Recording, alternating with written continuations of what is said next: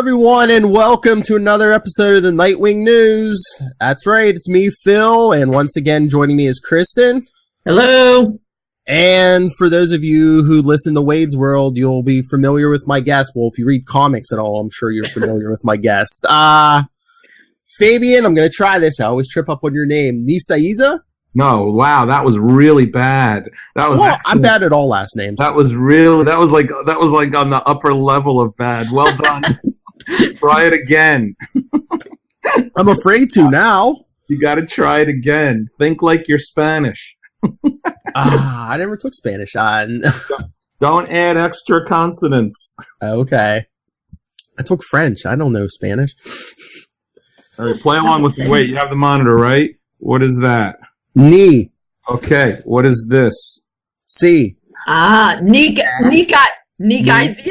Nicieza. Nicieza. There you go. Easy it is. Oh, come on. I've been doing this for 30 years. Okay. I know I ever see your name printed. Oh, God. There's like pronunciation guides everywhere, except in the old days, my Nomad editor, who was a really good friend of mine, decided that, like, in every letter column, he'd have it pronounced a different way because everybody was asking, how do you pronounce it?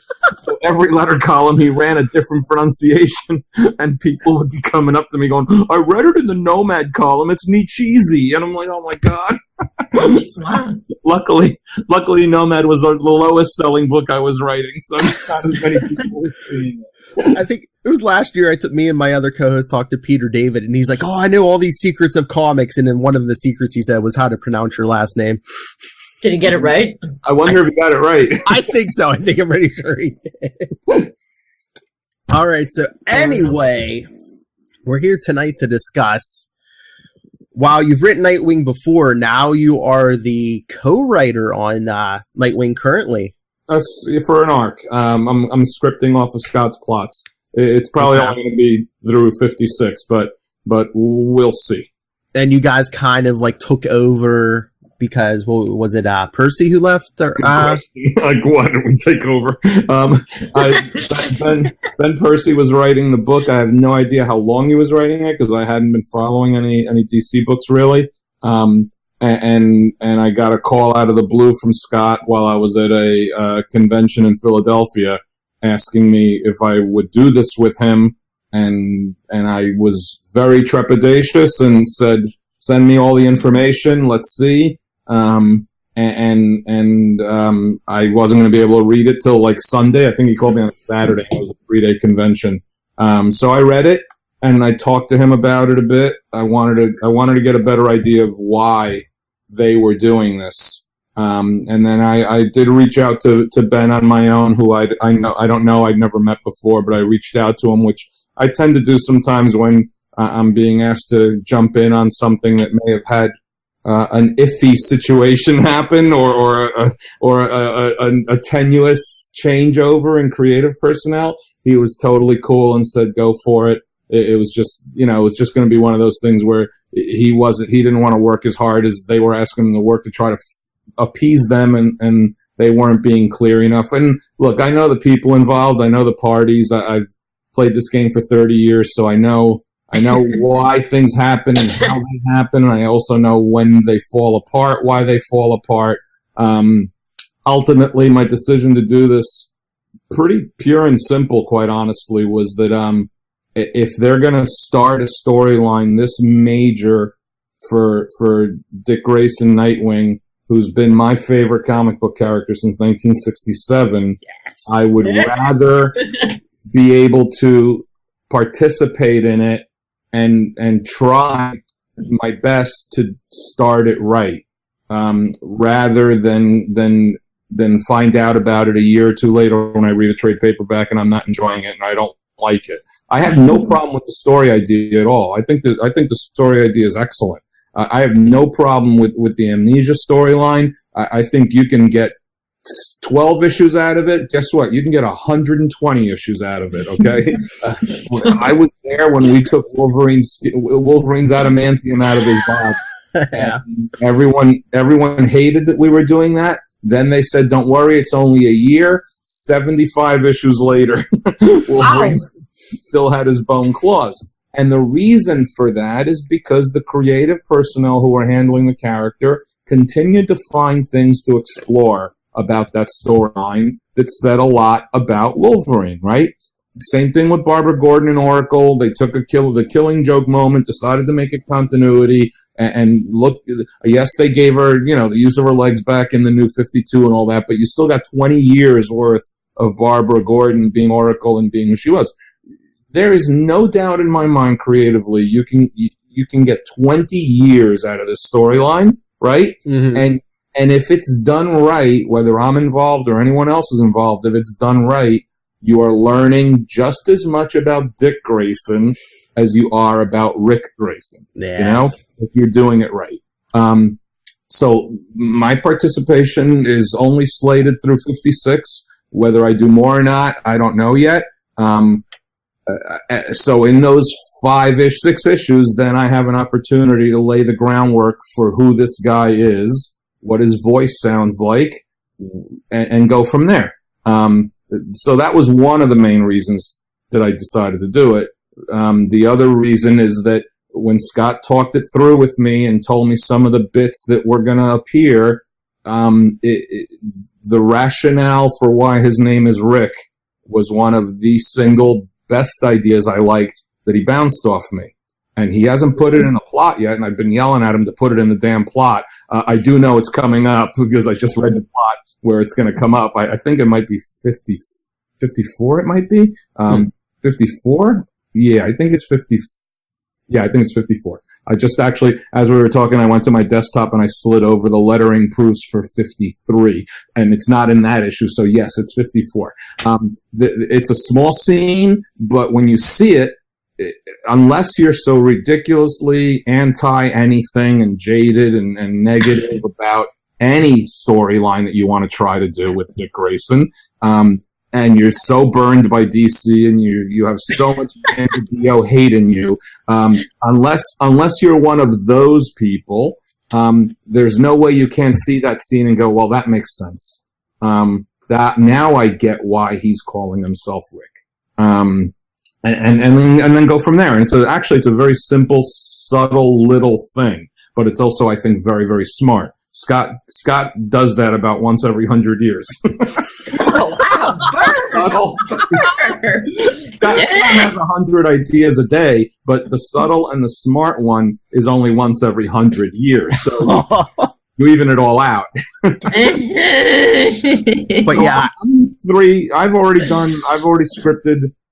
I did my first pass through 54 already. I haven't seen the finished art yet. I've just seen layouts. The other thing is that they threw us to the friggin' wolves because this is on a bi-weekly schedule, which is just ridiculous. The idea of doing such a major new storyline and getting rid of your writer at the start of the storyline and having it be bi-weekly, it's just like it's every stupid thing you can do editorially, and they're mushing it all into one. Did they do that because the Titans show is out? Because it was bi-weekly, and then it stopped for a while. It was monthly, and then they went back to bi-weekly. I have no idea why the publishers are deciding to do certain titles bi-weekly at certain times. I mean, back in the days, way back when, we did it during the summer on a certain amount of titles, and that was it. It was 3 months, and certain titles went bi-weekly, and it was because it was a really additional amount of revenue for the publishing budget.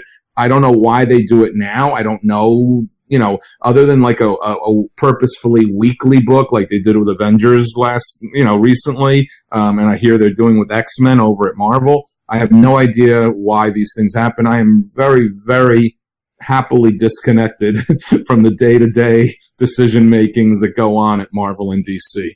If they ask me to do something, if it's something that interests me, I do it. If it's something that doesn't interest me, I don't do it. I'm at the point right now, age-wise, career-wise, experience-wise, where I'm very, very comfortable considering it a month-to-month gig based on my enjoyment of it. But, here I am. I'm getting Patrick Zerker got to draw like 4 or 5 pages because we're so hodgepodge with all of our artists. So Patrick gets to draw Nightwing for 5 pages, and I get to work with Patrick after the fact on 5 pages that I didn't even know he was doing until he tweeted about it like a week ago. I'm like, what? And Patrick and I worked together for years on Thunderbolts and on Cable and Deadpool. So those kinds of things are nice. There is some good art here. Travis Moore's fantastic, and Chris Moneyham is excellent. There's some really good stuff coming up. So I'm pretty happy with the art. Considering we're producing it the way we're producing it, it's coming out pretty good. I honestly, I think so far it's a lot better than it probably has a right to be. I really, I'm happy with my script. By the second and third scripts, I felt much more comfortable with the voice for who this character is now. It's in my mind absolutely still Dick Grayson, but it's almost like the DNA of who Dick Grayson would have been if he'd never been discovered, if he'd never been rescued by Bruce Wayne and turned into Robin.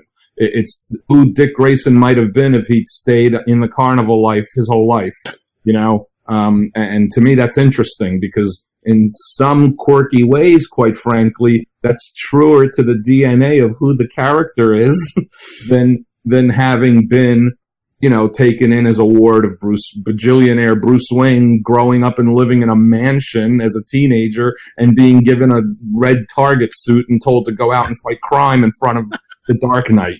That's the bastardization of Dick Grayson's DNA, really, because Dick Grayson's DNA is circus performer, acrobat, entertainer, traveling around from city to city, town to town, whatever. That's his DNA. So this is interesting because this is in many ways who this guy would have been had his parents not been killed and a bajillionaire decided to take him in, I mean, I'm glad you're on this book. I know you're such a big fan. Nightwing's my favorite character also. Are any of these changes going to stick, even if it's just the name Rick, maybe, or... You know what? You can't... I don't know. I'm telling you, I may be done after issue 56. Oh, yeah. Tell you whether things are going to stick for, a year, 5 years, 10 years. Everything sticks as long as people react positively to it and it sells. Okay, if they stop reacting positively to it, and if it doesn't sell, then guess what? He'll get hit in the back of the head with a baseball bat, and all of a sudden he'll remember everything that happened as Robin and Nightwing. It's not that hard to fix, Yeah, oh yeah. Comic book science. It's all very handy. It's just a bullet to the head. That's all it was. Come on. Totally minor. Happens every day. Traumatic brain injury. It's not that big a deal. Yeah, So how far did Percy have this planned out? Like, was it far out, or did you just get a little bit of I just want to know, did you decide to change course, or did you have like little to no direction, so you just had to... I don't know. I'm just scripting, and I'm okay. I'm really, really, really trying hard just to do the script because it's not worth it emotionally or financially to get yourself involved in the process that you're not being paid to do. I'm being paid to script. I'm going to script. Scott's bounced some things off me here and there, and I said, yeah, okay, that sounds interesting. Okay, I'm purposefully not getting into the weeds. Because my experiences with DC have often been when you get into the weeds, you get tangled up and you die a lonely, sad death. So I'd rather that not be the case. I'm really taking it very, very, very as casually as I possibly can. The first issue was really, really difficult because everyone's trying to figure out what this should be. We were under tremendous time pressure. Editorial's under a lot of pressure because they just got rid of the writer that they had, and they're on a bi-weekly book, and they're trying to find a voice for this brand new storyline they're doing. So everyone felt very, very tense that first issue. I discussed some parameters with them after that would make me more comfortable continuing to work on it, and it's been smoother since then for me.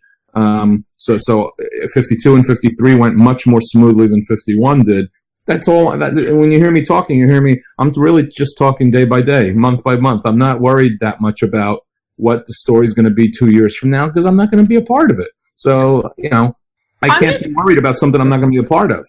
Yeah. I'm just curious if for some of us who are maybe not, I'm a fan, I realize, but I'm not as well versed in the sort of nitty gritty of how the sausage is made, so to speak. Well, so I was just curious if you could differentiate between us when you say you're just a scripter. Okay. What that means versus, I'm assuming, what is the other person called, like the plotter? The plot, yeah. Scott's doing the plot. In the old Marvel method, which has really gone out of vogue now because everyone does full scripts to the detriment of superhero comics in the industry, but that's besides the point. The plot is the actual telling of the story on a scene by scene, page by page, and sometimes panel by panel breakdown that provides the artist the information they need to visually tell the story in panel to panel format. The scripter is responsible for the dialogue, the narrative, and sound effects as needed, which are intended to set the tone of the story and try to advance the themes of the book and really focus on the characterization too. So interplay between Rick and the bartender B, getting the voices down so that they have a comfortable byplay, so that issue by issue we realize that these two are starting to come together, and it becomes a natural flow. So if I know, like little things like Scott will tell me, these two are going to hook up. So I know that when I'm writing them in 51, there's a goal for them. Whether it happens in 53 or 54 or 55, I don't know, but it does make a difference when you're scripting it to have an idea that you need to create cute, soft, romantic banter so that it can go somewhere. That kind of thing. She can't be too hard. She can't be too tough because they're going to go somewhere. So soften a little bit of those edges, which I may not have known if I hadn't known they were going to, have a relationship. Little things like that you can do through dialogue. Most importantly for me, it was getting the narrative voice down for Rick, because it shouldn't exactly be Dick Grayson. Sure. There should be Dick Grayson in it, but it shouldn't be Dick Grayson. And it took me an issue to feel more comfortable with that. My first issue, absolutely, between what I did and what the editors added, and what Scott added, it actually became a little thicker than I wanted it to be. And Rick Grayson shouldn't be talking as much in his narration as he was in 51, but I think that was everyone trying to find their way through it. I think you'll see it a lot more naturally in 52 and 53 because I felt much more comfortable with it, and they felt much more comfortable with what I was giving them. So it's a little more of a cynical, sly, intelligent, but caring narrative voice. Mm-hmm. He's a little harsher and more cynical than Dick is, but he still has a fundamental caring for people and interest in people. He just doesn't have Dick Grayson's maturity. There's more of an immaturity to Rick than there is to Dick, and that's not necessarily a negative thing. He just hasn't had the level of social experience that Dick Grayson has, so it changes the dynamics, in how he interacts with people. Like he'll say something a little dumb and then realize after he said it, that was a stupid thing to say, that kind of thing. Whereas Dick Grayson probably wouldn't say the dumb thing to begin with, even if he thought it, he wouldn't say it. So it's those kinds of differences that you can do through your dialogue. Cool. Let me give you a perfect example of the difference between a plotter and a scripter. Okay. And not so much that I didn't just explain it, but from an actual story standpoint, okay, and character standpoint. When I got the pages for New Mutants 98 in 1992, there was a red and black clad mercenary who was going to attack Cable, and his name was Deadpool, and he was described to me as a cross between Spider-Man and Punisher. When I got those pages facing me without no other real description for him besides that, I had a choice. I could make him a tough, gruff mercenary type, like your usual, going up against Cable. Or, hey, here's an idea. I can make him a silent assassin, like Snake Eyes. He could be Marvel's version of Snake Eyes from G.I. Joe. He doesn't say a word. Or I could make him a pain in the ass like Spider-Man is when he's in the middle of fighting someone. I chose number 3 for myself to have fun. The question then I ask you is 25 years later, would Deadpool be popular if I'd made him like Snake Eyes? He didn't say a word ever. right? Probably not. Ryan Reynolds is playing him in a movie if he doesn't say a word ever. So in dialogue through script, you can really impact how you develop a character and as a result, a storyline as well. Yeah. Very cool. Well, speaking of that, that was going to be something else I was going to ask you is, since you said Dick Grayson is your favorite character, just like us, if they gave you the job of writing like a Nightwing movie, what would you want in that movie? I don't usually write movie treatments unless I'm would you want it to adapt a storyline, a pre-existing storyline, or would you want something original? I would probably take bits and pieces of the original storyline. I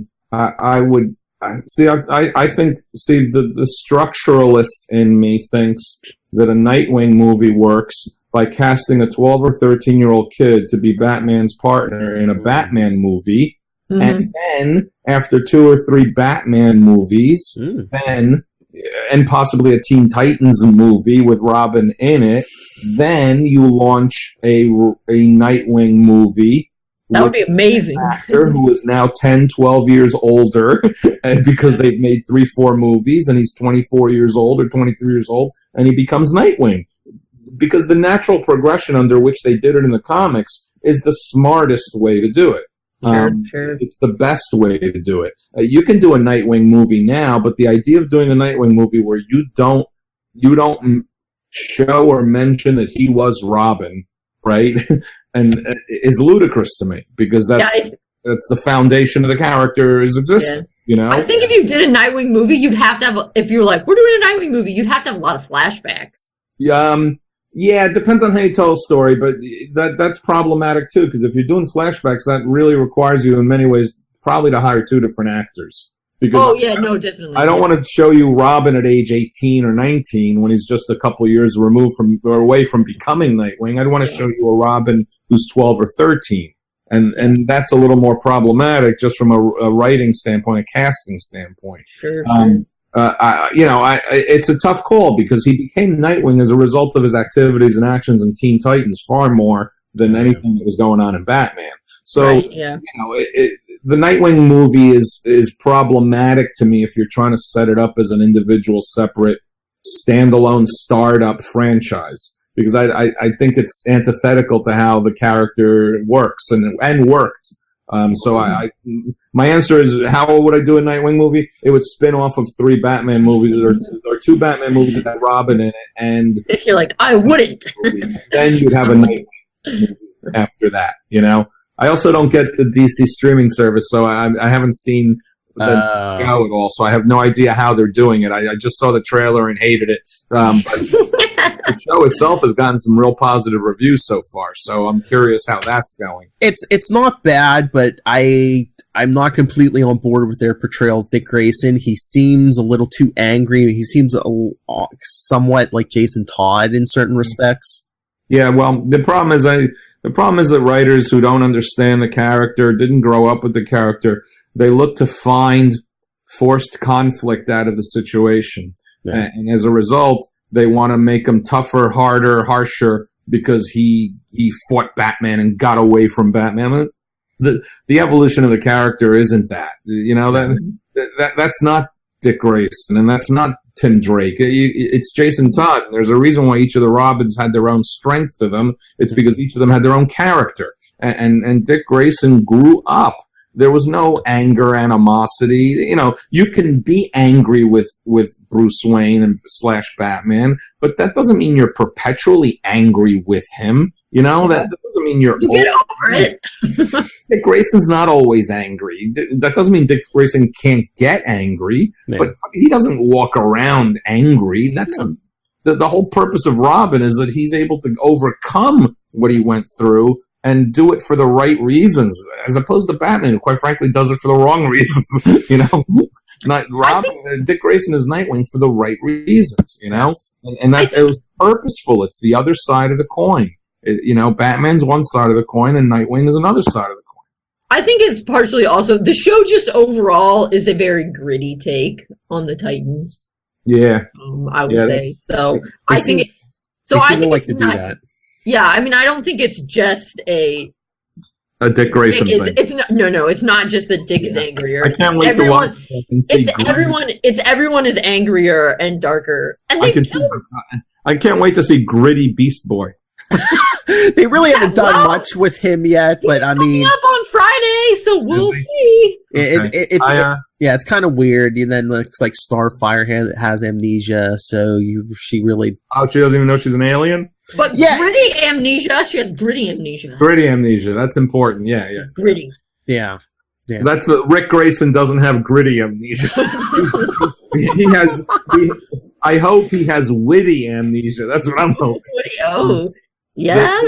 I'm going to a convention in Guadalajara, Mexico in December, and one of the things I'm most curious about is will I be able to get Netflix International, which means that all the Titans episodes will be on Netflix International. So you can just binge it, huh? While I'm at this convention, I might be able to watch the episodes. Nice. So we'll see. So people can see you sitting at a table watching Titans. Yeah, because there's no way I'm going to spend money on a streaming service. What else do they give you? Do they give you what else on the streaming? Digital. There's a bunch of digital comics on there, like all the old movies, like all the old Superman, Batman movies. I think the Wonder Woman TV show with Linda Carter's on there. Is it a solid amount of content for the cost per month? Oh yeah. Because I don't care that much. I don't care that much about watching the old stuff. I don't, But the comics interest me if they got a lot of comics. Because about 4 years ago, I got rid of all my DC comics. I had to get rid of half my collection because we were moving from a larger house to a smaller house as the kids were getting older, and I ended up getting rid of half my collection, and the half I got rid of was all my DCs. Ouch! And a whole bunch of other stuff too. All my '80s stuff from Eclipse and all that stuff. First comics and also tremendous amounts of copies of comics I wrote, because back in the old days, we used to get 25 or 50 copies of each issue. Ooh. And nobody on the planet Earth needs 50 copies of Alpha Flight 96. You should have given him as Christmas gifts. No, that would have been Christmas gifts for the next 5,000 years. And I honestly don't believe that a lot of my comics that I've written are gifts. I think you'd be asking me to give a curse for Christmas is what you'd be asking. I got rid of all my DCs, so I don't have all those old issues anymore. I had the entire Nightwing run. I had the entire Robin run. I don't have that stuff anymore. Does the streaming service give you access to the older comics, or is it just small amounts? Not all of them. I think they've got them on kind of a rotating basis. Oh, okay. All right. Yeah, so... I know I was reading some pre-crisis Batman when it first came out, so I mean there was some like older stuff, and I think they are rotating stuff in and they're adding stuff. Yeah, because I know they've had a lot with the Teen Titans, of course, because of the show, those comics. They're promoting and pushing the show, yeah. Yeah, but it hasn't been as meaningful to me because I really like physical things and books, so I have all the omnibuses and stuff so that I can be like, yeah, look at this sort of thing. Actually, can I ask you another sort of, I don't know, industry question, I guess? Sure. So you've worked for both Marvel and DC. It seems like pretty much everyone does that. Yes, like, is that just how it is? And, like, how do you decide who to work for? Because, like, I'm a big Nightwing and Batman person fan, but I'm going to admit, I don't know what Alpha Flight is. I'm sorry. So, like, how do you go about getting these jobs? How do you decide which ones to take? There's traditionally two ways to do it. You pitch or you get asked. If you pitch, they may like the pitch and then they decide to publish it. If they ask you, you may be interested in what they're asking you to do, so you decide to do it. Really, that's basically what it boils down to. It's really the only two ways to get work out of Marvel or DC. Both companies are really, really editorially driven in terms of the assignments that they hand out. Not so much for their big ticket people, like, the Bendises and the Snyders and the Tom Kings at DC. That's an organized, coordinated determination as to who's going to do what and for how long. Because they want to maximize those strengths on specific titles for specific durations. Other assignments become a little bit of an editor wanting someone, or a popular writer from one company pitching a popular writer from Marvel, let's say, or a respected writer from Marvel, because nobody, based on sales today, nobody's really popular. They may be good, but they're not popular because sales suck. Just take a name. I mean, Sam Humphries was doing a lot of work for Marvel, and then all of a sudden he started doing work for DC. I was doing a lot of work for Marvel, and in 2008, Kurt Busiek was going to work on the weekly Trinity book, and he wanted me to co-write the backup with him. Mm-hmm. And Dan DiDio asked me to do it, and Mike Carlin too, and then we negotiated that in order to do this, they wanted me to be exclusive. In order for me to be exclusive, they got to give me a contract to justify me doing that. And even then, I wasn't even doing that much comic work by 2008. I was already diminishing my comic workload on purpose. It's much, much more diminished now even than it was back then. So they gave me a 5-year contract. So for 5 years, 2008 to 2013, I could only write comics for DC. Okay. And then you either have a quota contract or they just offer you stuff, because you're under contract, and the first people they offer work to are people who are already under contract. So they would offer me work. A lot of that was coming out of Mike Martz and the Batman office. Then they did New 52, which killed my joy of writing Red Robin on a monthly basis, and I got to have the worst creative experience of my career writing Legion Lost for New 52. And then my contract was up, and then that was it. I was a free agent again. I could work for anybody, and I've done very loose dabbling here and there for Marvel since then. I don't write that much comics anymore.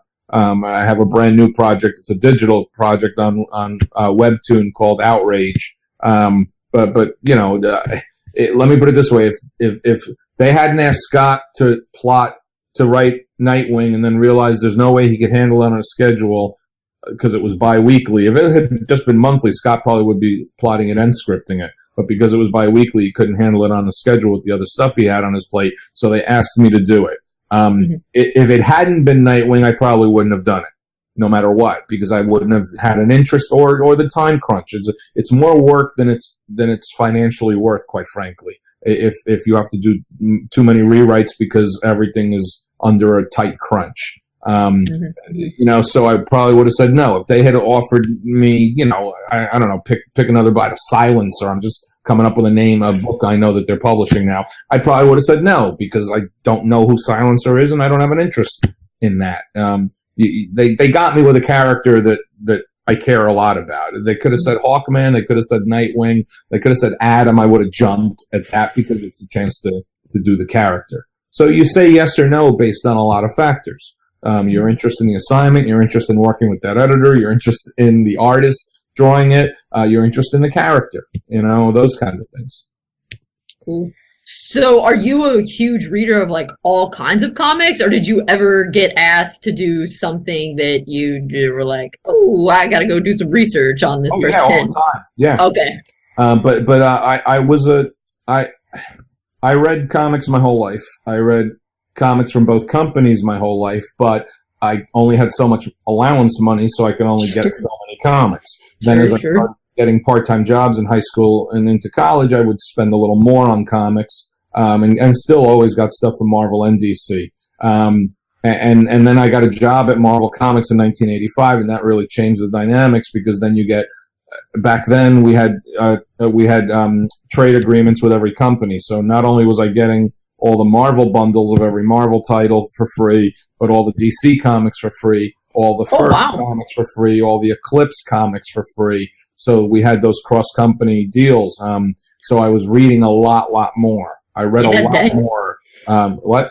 No, I just said, wow, dang. Yeah. So I was reading a lot, and I like to keep up with what other people were doing, not the least of which is because I wanted to break in as a writer, so I wanted to see more and more of what everyone was doing. And then once I started writing, I still continued to read a lot because I wanted to see what other people were doing to make sure I wasn't copying it or mirroring it. Also to just make sure that I was better than that, and so I could read a comic and go, well, my comic was better than that. I'm a better writer than that guy is. And that was very, very rewarding to me to be able to do that. And that's why. But I really, around 98, I left Acclaim Comics, and I really slowed down my comic reading a lot. So I'll read stuff now, but not that much, and rarely as it's being published. I rarely get monthly comic books anymore. I'll read trade paperbacks. A year, 2 years, sometimes 5 years later, I'll read a trade paperback. And I do a lot of that digitally. I'm sorry to say, because I wanted to cut down my paper. I know you like the paper. I do, but yeah, I think it's just because of my job also. Oh, of course, yeah, and it all. And I just downloaded the third trade paperback volume of Charles Soule and Ron Garney's Daredevil series, and the previous one I read before that was the recent Thor trade paperback by who was it? Jonathan Hickman? No, Jason Aaron. And I forget the artist already, but it was good, and I liked it. Before that, I read the 2 Nightwing Rebirth Ultimate Collections, so that I wanted to catch up a little bit on what they'd done recently with him. I wanted to get a feel, because I stopped reading all of DC's books around the New 52 time period, and I didn't read any of them. So I read the first 3-4 issues of all the New 52 books, including Nightwing. Eddie Barrows was drawing it. I forget who was writing it. And I lost interest. And so I was really out of touch, and I just wanted to see where it was at. So I read 28 issues, I think, 30-something issues of Tim Seeley's Nightwing run. I haven't read the Grayson stuff yet, even though I have that available on my digital thing. I just haven't downloaded it yet. And by the time I'm ready to read that, I'm probably going to be done with the scripting assignment. I won't need to. I'm with you on the trade paperback, though, too, because sometimes I know that you all writers are, very carefully plotting this stuff and putting in little things that are going to be important later on. But I will admit, if you're reading it monthly, it can be very easy to miss that, because 3 months ago you read something and it's like this little thing is popping up and you're like, oh man, yeah, I kind of vaguely remember that, but that was 3 months ago. Yeah. Whereas if you're reading it in the trade paperback, it's more like, oh, I got that, and then I feel smarter as well. Yeah, I think also, quite honestly, the way comics are being written has drastically changed in the last 15 years, 20 years, and they really are written for the trade. Oh yeah, the stories are all so decompressed that I wasn't getting entertainment value for the money I was spending on a comic book. And I decided, I think what did it might have been Bendis's Avengers. I quit reading Bendis's Avengers around issue 16, 15 when he originally did it. And I was an Avengers reader since 1968. It's the only book I have, like an entire collection of Silver Age all the way. I have Avengers 1 to 300, and then the entire Busiek Perez run too. So I don't have the one image year, but I have everything else, right? And I'm reading Avengers every month, and I'm reading Bendis's Avengers, and I'm not enjoying it, and I just stopped. And then, because he had such a long run on the book, I wanted to give him the benefit of, and the respect that kind of a long run deserves. So I started going back and reading the book in trade paperback form. And it made such a huge difference in how I was reading it. My enjoyment of the work was drastically different, because it literally was being written to be read as a whole book. 6 issues were being written to be read as a whole, not as individual issues. Whether they meant whether they realize that or not, that's really how it works. And most of the writers nowadays are so decompressed that the reading experience is more enjoyable if you read it in a book form. For me, it's more like a novel. Yeah, I always crack up thinking about back in the many years ago when they had a Bruce Wayne Murderer and then Bruce Wayne Fugitive, and that went on for so long, because I also read the Golden Age stuff when it comes out, and Bruce is wrongfully accused of murder, and the whole thing is wrapped up in one issue. Like, he goes from being accused of murder to being in jail to being exonerated to everyone going home happy in 12 pages. There was no such thing even back then as continued stories. There was no such thing as crossovers. That's a creation in many ways of the direct market. Although there were crossovers in the early 70s and stuff like that, it really proliferated in the direct market years of the latter 80s. And quite frankly, because the company started making money doing it. Once the companies make money doing something, you can get 500 knockoffs of the same thing because they made money. So that's why you'll see a lot of the same thing happen within short bursts of time from the companies. There's a difference though now in how we approach it. There's a difference between a story and a storyline, and in the industry, we really work to storylines now. We don't really work to stories. There aren't one-and-done issues very often at all anymore. Sure. It was a staple of, even when I was breaking in the mid to late 80s, it was a staple of what we had to do.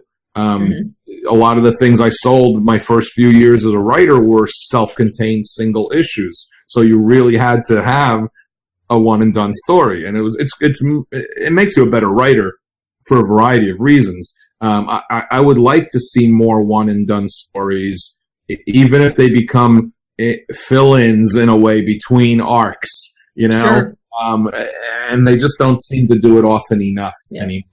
I mean, some one and dones are incredibly famous. Like, since we're on the Titans, I mean, who is Donna Troy? That was a one and done, and that was amazing. Yeah, and really famous. Yeah. I mean, the for the man who has everything, the Superman annual that Alan Moore did with Dave Gibbons is one of my favorite one and done stories, and it's not done because it's fantastic to this day. So it's never done. It's too good to be done. But they just don't do it, and I would be curious to see many of today's writers have to do a 20-page story with a beginning, middle, and end. I would love to see more of them have to do 8-page stories like we had to do for Marvel Comics Presents and backup annuals, and try to tell a story in 5 pages or 6 pages or 8 pages. I just don't know that they can think that way, because so many of them think about 5-page conversation scenes where people talk about having done something instead of actually showing you the characters doing it, which is what we used to do back in the old days. But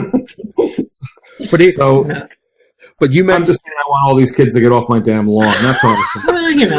But you mentioned Avengers. I wanted to test your knowledge on my other show, The Quantum Zone. We're reviewing a arc from 1990. Sir, do you remember who wrote this arc in Avengers?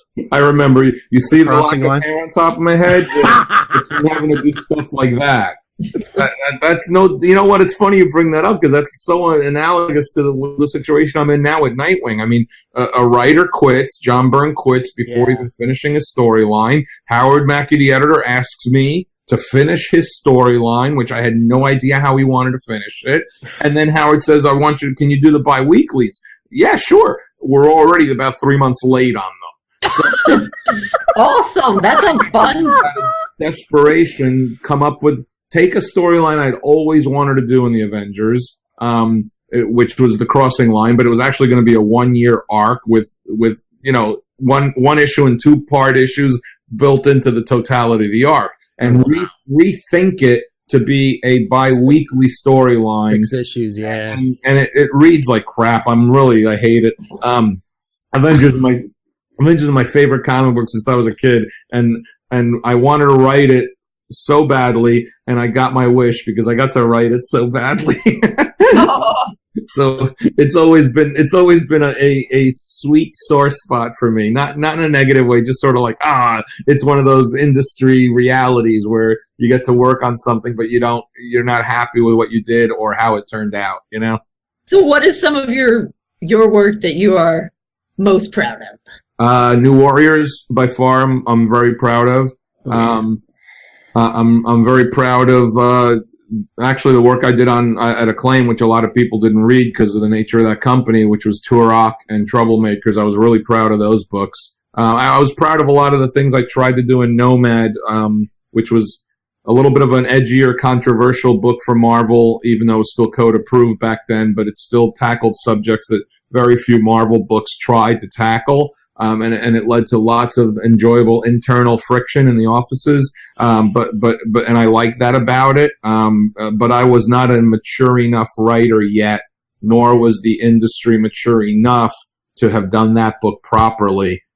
So it's a book so the only book I can think of that I've done that I would like to try to do now, as an older, more experienced and smarter and hopefully better writer than I was back then, especially because our industry can accept that kind of book much more readily than it could back then. I'm also pretty proud of the work I did on Thunderbolts, and very proud of Cable and Deadpool that I did for 50 issues. And I'm really, really happy with what I did with Tim Drake, both in the Robin book to end it, and then in the 1 year of Red Robin I did. And he's a character I could have written for 10 years happily, without a problem, without ever running out of ideas, because I had already thought of that character long term. It's the last time I ever thought of a book that long term like I had. I mean, I had New Warriors thought through up to issue 100. I quit with issue 53, but I could have told you what was going to happen in 75 and 100 because I knew where my beats were. I knew where my arcs were going. 12 issues to 25 issue flow. I had the same thing with Tim Drake. I had that book already thought through up to issue like 75 in my head. And not like it was plotted out or anything, but on a notepad, I have my beats that are going to take me up to issue 25, and then from 25 to 50, and then from 50 to 75. And each of those things are status quo shifts every 12 issues that get you kind of rolling along. It's almost like a slinky. It starts moving, at its own pace. And I could have written Tim Drake for a very, very long time because I respect and enjoy the character tremendously. I told you I love that book. If there was one book I could have saved from New 52, it would have been that book. Yeah, we got. Yeah, is that why you stopped writing it? Is that when New 52? Yeah, we got New 52. Okay.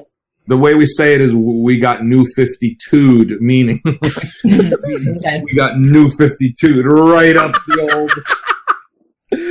Deadpool would say in the movie, right up the old poop hole. We got New 52'd. Yes, it was. Yeah, I think you're absolutely. And quite frankly, it made the experience of writing Legion Lost even harsher for me because not only did I have a miserable experience writing that book under a complete disarray of editorial preparation on this entire launch, but I also lost writing Red Robin at the same time. So I'm not even getting a new book that I can enjoy for having lost a book that I loved working on, Yeah. I feel like, I am number one, a Nightwing fan, of course, but man, Tim Drake was extremely ill-served by New 52. Yeah, they did extremely. I yelled at Scott a few times, but he was clueless. He didn't understand why he was so clueless about Tim Drake. And look, and I feel like Dick has mostly recovered from, because New 52 was not super good to any of the Robins. Well, maybe okay to Jason Todd, but I really don't think he's not back in a comparable place. I didn't even realize they brought him back until just more recently. I haven't read any of the stuff he left Titans, didn't he? Or he died or something? Yeah, well, he was in Titans. Yeah, well, yeah, then he was Batman had his team with Robin and Spoiler and a bunch of people in Detective. They thought Tim died, but meanwhile he's being held prisoner. He came back, and then him and Spoiler rode off into the sunset. He's still in Detective, right? Is that the only book? No, he hasn't been showing up, but I guess he's going to be showing up. I think it's Tim's going to be showing up next. Brian Michael Bendis is writing a new Young Justice. For that new line. I think Drake in that book. I'm pretty sure. I know. Yeah, it's supposed to be like a revival. It's supposed to be the Connor Kent Superman and Impulse. So I'm pretty sure it's supposed to be Tim Drake. Yeah. Is he Tim Drake Robin or is he Tim Drake Red Robin or? I think it's Tim Drake Robin. I think it's like Because it's a different line. It's going to be weird. Wonder or something. When he was in Detective for Rebirth, they were still calling him Red Robin, but he was wearing, like his old red and green Robin suit. So it was very. But it had weird. a double R on it. Yeah, but he was wearing his like original suit. Maybe that was a Spanish version of Robin. That's why it had the double R. Robin. Yes. Robin. You need to have more. They should have 4 or 5 R's across his chest. That would have been great. And then he could throw each one. Your explanations just now are exactly why I don't bother reading them. Exactly. Yeah. I just, you get older too, man. I'm 56 years old. I just sort of, when you've been reading this stuff since you were 6 years old, so I realized I've been reading comics for 50 years. All right. There's nothing new under the sun. There's nothing happening with any of the superhero characters that hasn't in some way, shape, or form not been done before. That doesn't mean that there aren't good books. There are plenty of good books. There's some fabulous art. There's some excellent writers. But it all feels to me, after having read for so long and written for so long, it all feels very rehashed to me in one way, shape, or form or another. Marvel and DC. They have to change yet also stay the same. Yeah, and I get that. But it's tricky. For 30 years, but that it can stay and change the same without me reading it. Yeah, no, exactly. Well, I think that's one of the many difficulties of the thing is you need to change them so they're not too dry, but you can't change them too much because then they're not. And then I get more enjoyment out of reading. I get more emotional enjoyment out of reading old masterworks and old, DC hardcover volumes from the 70s and 80s and stuff like that than I do reading the current stuff. And I'm not trying to disrespect the current people, because I think there's some incredibly talented people working on these monthly books. I just, there's nothing new enough under the sun to get me excited about them anymore. Well, they always dial everything back eventually. I mean, they'll kill a character off. Within a couple years, they're back, or they reveal somebody's identity. Someone else always dials it back. Yeah, there's nothing wrong with that. That's like you guys said. It's not just a return to the status quo. It's the fact that in order to keep these things happening after 70 years or 80 years or 50 years in Marvel's case, you need to change the status quo. But what you own is this. So you can change the status quo here a little bit, but you're just kind of doing a dance for a little while. You're gonna have to go back to the status quo because that's what you own for the most part, right? And that's all well and good too. The way I describe it is, and you guys were saying earlier about how the sausage is made, you got to change up the ingredients in the sausage, and that doesn't mean that everyone's going to like the taste of that sausage. It doesn't mean you're not going to go back to the ingredients you were doing 6 months ago when your sausages were just fine, but you got to change up the ingredients of the sausage as much for you to sample a different taste as for the makers of the sausage to stay interested in making sausages. So if you don't like the apple and fennel sausage for a few months, maybe next time you'll like the sun-dried tomato and mozzarella sausage that we're going to make next. And, don't worry, we're going to get back to the original, rat and cat sausage that you grew up loving. It'll come back, and can't please all the people all the time.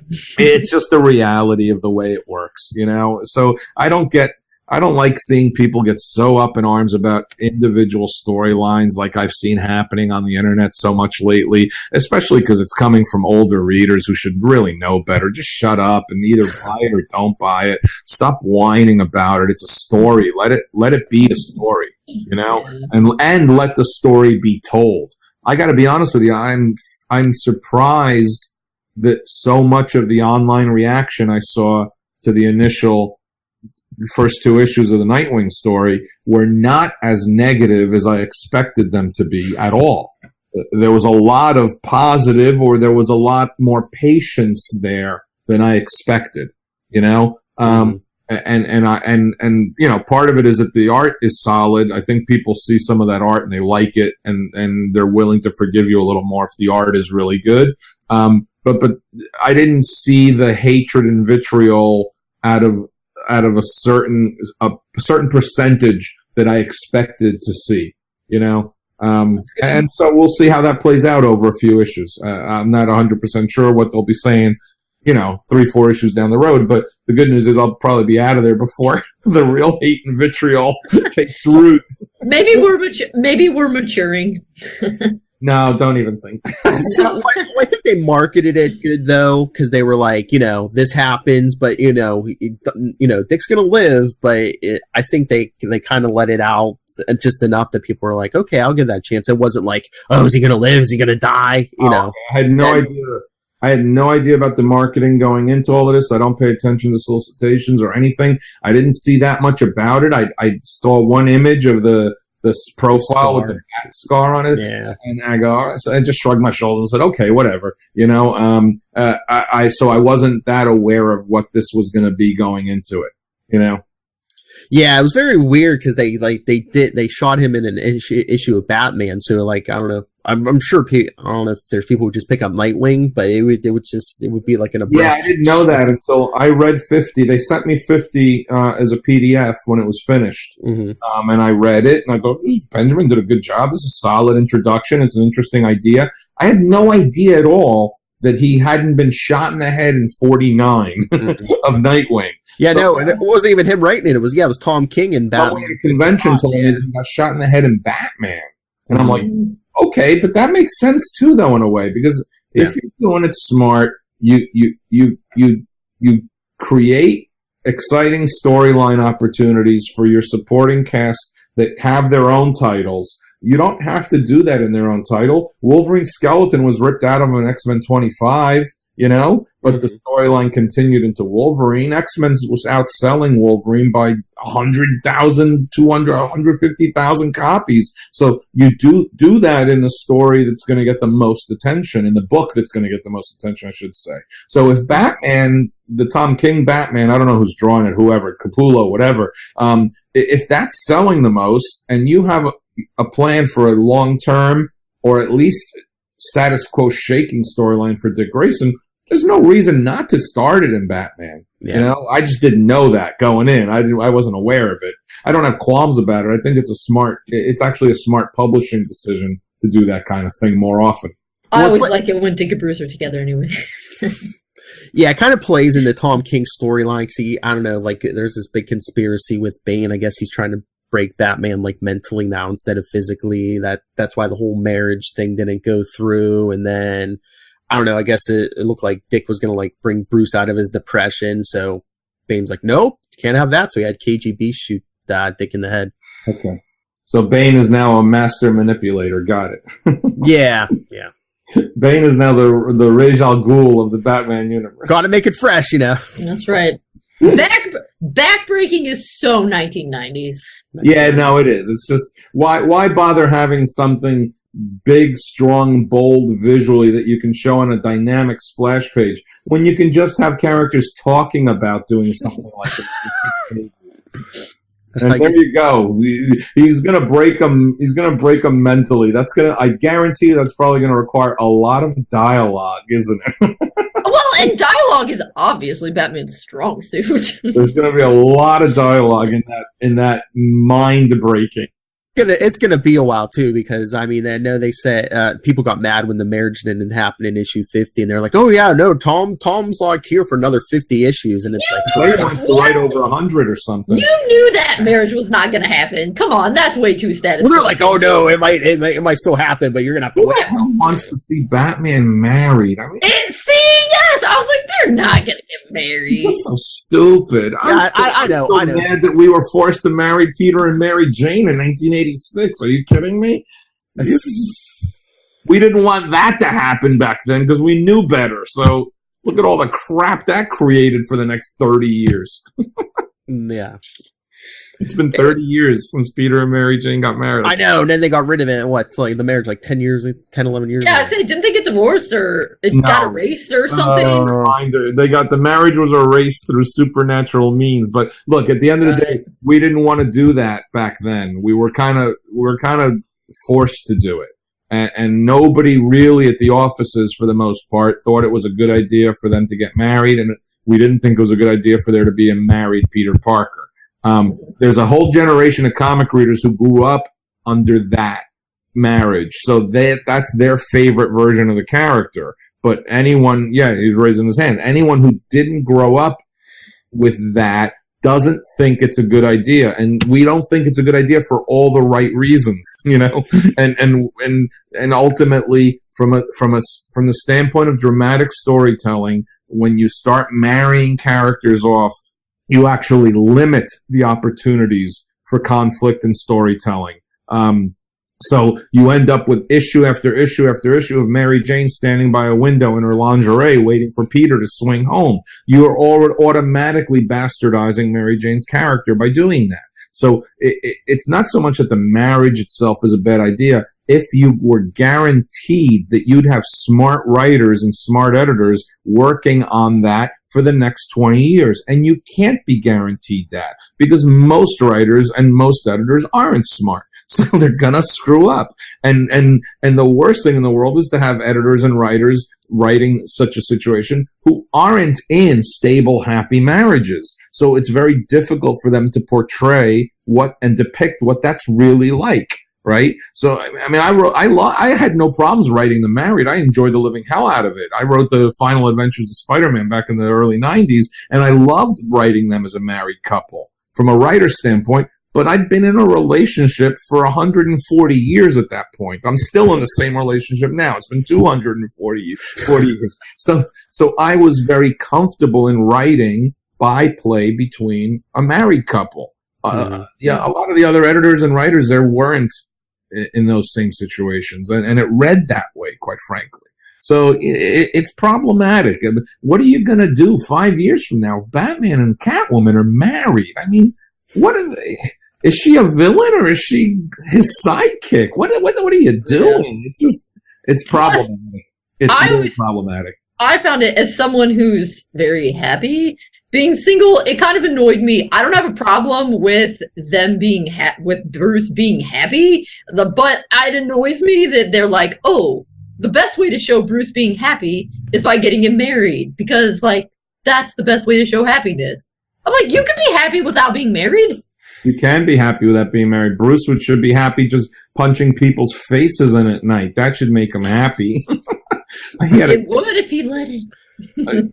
He should smile once in a while after he punches a face in. Well, that's why Dick is better than Bruce because, Dick got past his childhood trauma. Bruce just clings to his and beats people over the head with it. Yeah, Bruce has problems.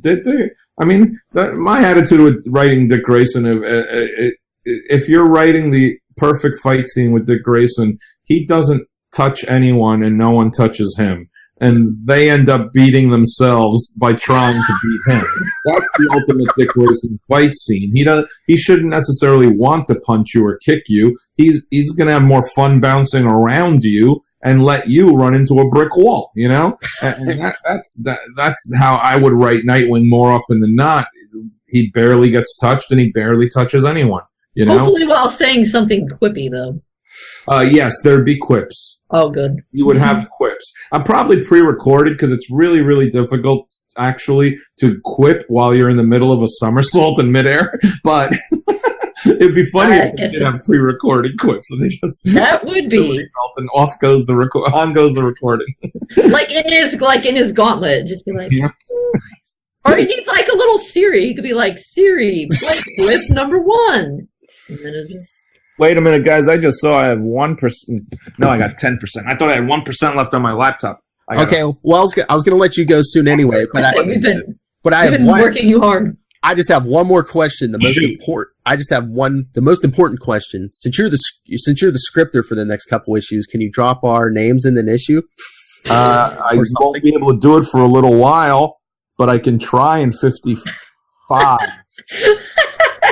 55. Wherever. You guys want to be like thugs that get beat up and stuff? Sure, whatever it takes. I would just love to be in an issue. You want to be gang thugs? Hey, what's up, Rick? I can try to do that. You got to send me an email to remind me. I'll probably be scripting 55 in about 2 weeks, a week and a half, I think. So send an email then? Yeah. So, send me an email by the end of the week. Okay. If you ever have any history professors pop up, they might Kristen, okay?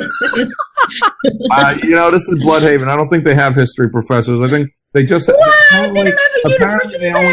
they only have cops and gangsters. That's all they have. Cops and gangsters. That's all that I've been able to see so far in Bloodhaven. Okay, and they just come right out of the 8th grade.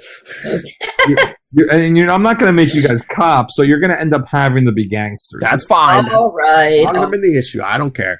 You're in the issue. Got it. All right. We'll give it a shot. All right. Well, I will send that email by the end of the week. But thank you once again for taking the time.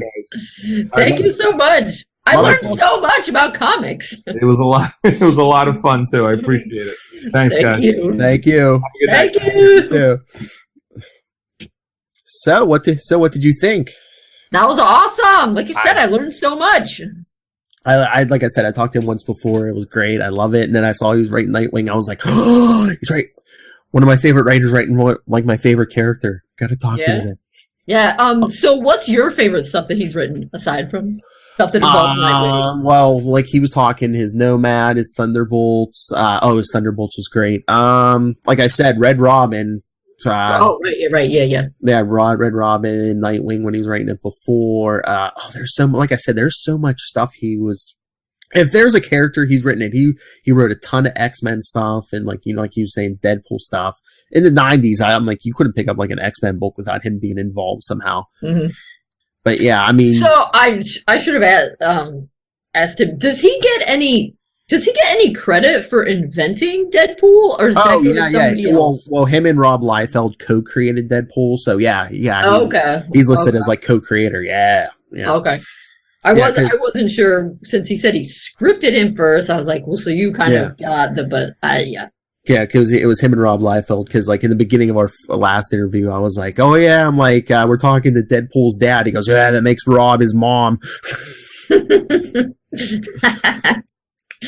funny. I know. It seems like he doesn't mind throwing people under the bus. He's like, yeah, Scott. He has a good idea every 100 years. I know, that was too funny. That was funny. But yeah, find a major Marvel and DC character. He's probably written at least one story on them. Yeah. Like he's been writing since the 80s. So yeah, it always amazes me how, I guess, versatile you have to be as a comic book writer, because it seems like you pop around a lot. Well, yeah, especially like back in the day, like they said, like there was when there was only like Marvel and DC, you left DC or you got fired from DC, you just walked across the street from the Marvel or vice versa. Yeah, and there's just so many characters. Mm-hmm. It's like, wow. I will be emailing him soon. Oh my god! Can you imagine if we're in a Nightwing book? That would be ridiculous. I'll be reviewing it on a podcast. I'll be like, this is the best issue ever. Yeah, you'll like buy up so many. You could buy them up and give them to people for Christmas, highlighting you in there. You'd be like, this is me. Why do all my relatives getting the crap beat out of me? All my relatives, why do I want comics? Because I'm in it, fool. That's right. That sounds good, yeah. That'd be sweet. So, should we talk about, I know we've been on for kind of a long time. Should we talk about Titans quick before we go? Sure. Yeah, it's been, 3 episodes? 3 episodes, yeah. So, I think like I told you in a message, I certainly liked it better than I thought I would, because kind of like Fabian said, the trailer was really terrible. I don't know what they were thinking. That trailer that they released, it was just not good, and the production value seemed really bad for that. So I had exceedingly low expectations, and it did manage to succeed beyond those. So that was good. But I do think that it's a little bit grittier. It's grittier than I would like. And not even so much with Dick, although a bit, but kind of with Raven and Starfire. I mean, they've both, spoiler alert, I guess, they've both killed people, in the show so far. And I think that is kind of bothering me the most because it's just they didn't do that in the comics. They seem to be doing that in like live action DC, like the movies and stuff, because like Ben Affleck's there, Batman was killing people, I think, and or at least branding them, which yeah. But so that's what I was hoping they'd go a little lighter on Titans, but because they're like the next generation, but I guess not. Yeah, Dick Grayson's a little too violent for me. Like I said, he seems more like Jason Todd to me. Yeah, and I do think that they've got. It seems they're doing hints. Dove saying, "Wow, you have changed." I mean, I guess I'm hoping that one of their there's like a part of the storyline in there, maybe resolved this season, maybe next, since they already have a second season in the works. That he will kind of get back to his lighter self. Which seems weird and kind of backwards, that he would be gritty and then get less gritty. But I don't know. I feel like with the hints that they're dropping and him being all like, "Oh yeah, I had to back away from people," because he keeps being like, "I'm no good with family and people," and I'm like, well, but that's your thing. I think that's going to be the impetus for. I think there's so much baggage on that Robin costume for him that he becomes Nightwing to get lighter and like maybe free himself up. Yeah, I can see that. And I think also he's going to want to be with the Titans because he's going to be like, "No, I still need to be with a family. I need to get in touch with my less Batman side," or, whatever. That's my thinking. And I think, what is it, like issue or episode 6? There's an episode called Jason Todd. Like, Jason Todd's coming in, so he's on the IMDb list. Yeah, which seems kind of weird because I don't think that'll be interesting because in none of the versions, I mean, my personal favorite is still the very first one where Dick decides to stop being Nightwing in New Teen Titans, and then Bruce has already taken Jason in, but Dick goes back. I think it's Batman 368, which is kind of ridiculous that I'm just saying that off the top of my head, but I really think that's it. Yeah, I think that is it, yeah. And he goes back, and they have like this beautiful family moment in the Batcave where he passes Robin on to Jason, and Bruce is like, "Oh, Dick's giving you such a gift," and he's like, "Oh, you're so grown up now." I mean, like, they're not quite crying, but like they kind of are. And I just love that because it's not angsty at all. I'm not a huge angst person. Unlike the later origin where right, and then it gets a little bit angstier with 408, and then it goes like full angst with Nightwing Year One, which I did talk about that actually for the book, how I think it goes from a just sort of generic coming of age to a Bildungsroman, which is like characterized by being a little more intense with like more extreme rejection of the father, and stuff like that. But I still like the less angsty version better. But in all those versions, he gave up Robin and then like Jason was there and he gave Robin up to him, or he gave up Robin and then Jason appeared. Yeah. So I don't know what they're gonna do. With this, but I guess we'll find out. I hope they lighten him up a little bit.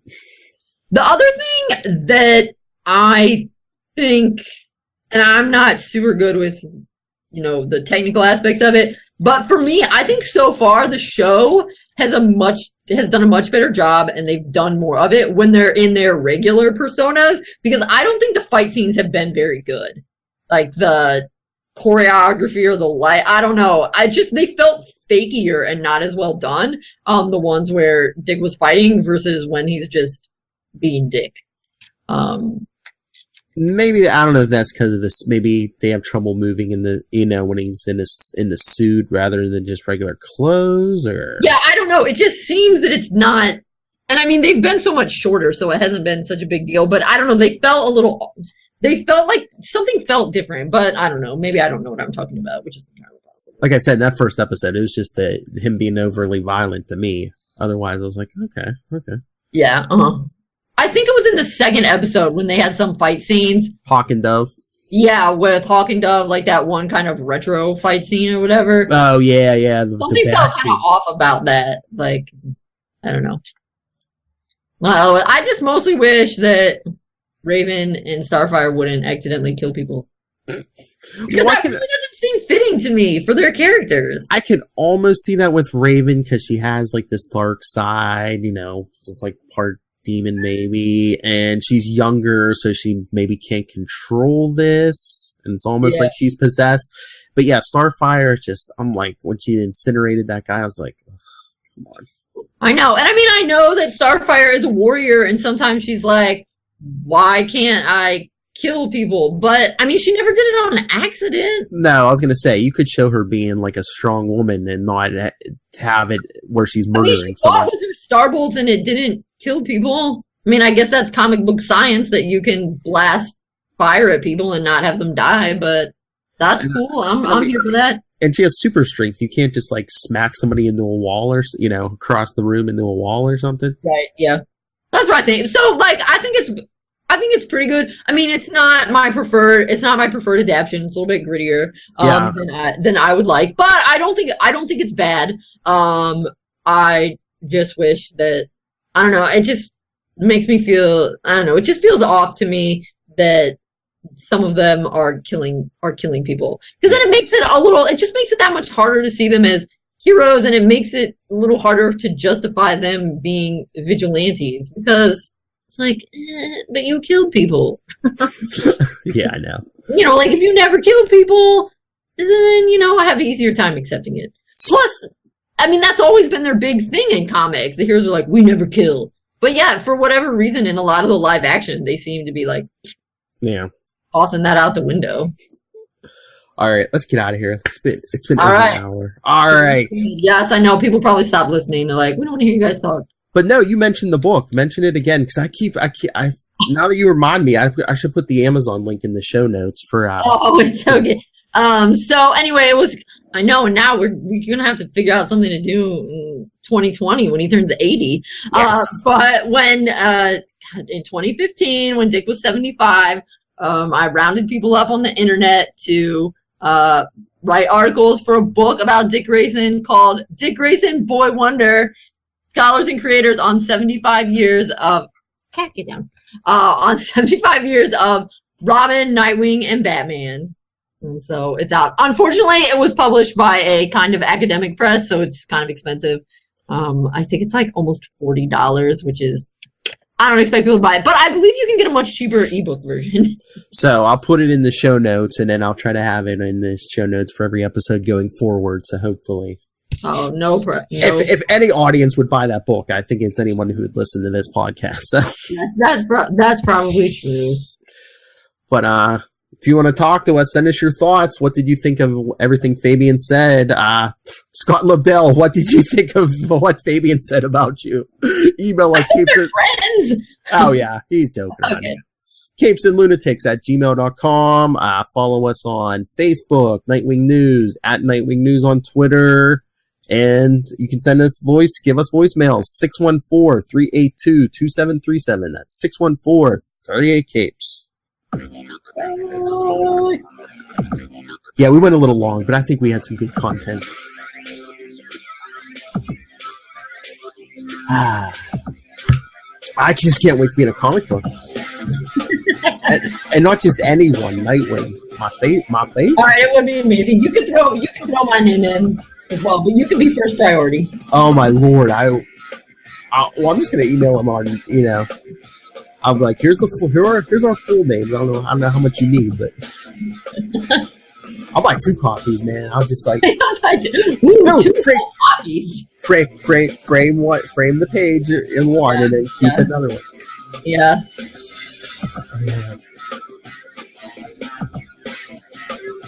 And then watch, we'll have to wait like another 2 months to see, or 3 months to see it. Oh well. That's not that bad. No, oh no. But I'll want to see this every day until it happens. So one can dream.